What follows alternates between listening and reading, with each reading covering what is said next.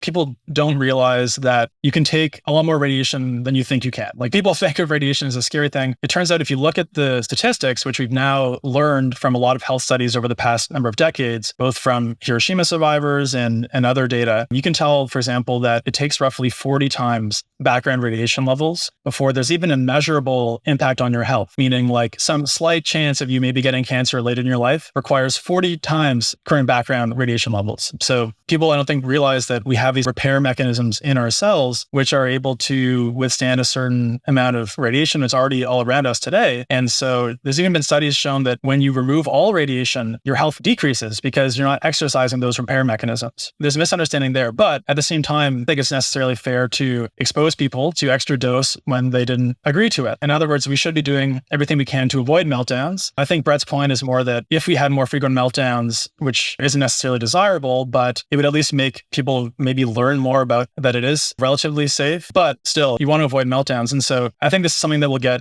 more into later in the call, which is something that we've been looking a lot at Aalo, is if you live in a world with super widespread deployment of nuclear, how do you make sure that statistically the number of meltdowns is still super, super low, despite ubiquitous nuclear power?